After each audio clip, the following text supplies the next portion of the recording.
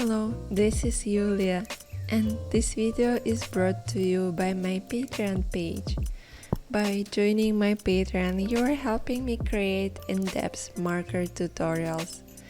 If you are interested in joining our cozy marker community, check the link in the description below.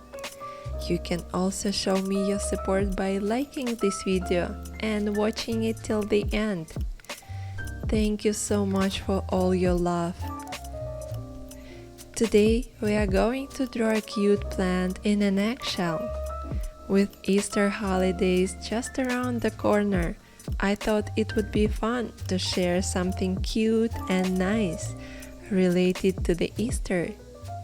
This video is easy to follow and will not take up too much of your time.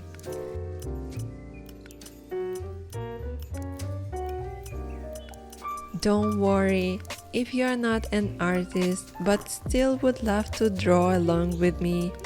I have prepared for you the black and white outline along with the color palette and detailed step-by-step guide.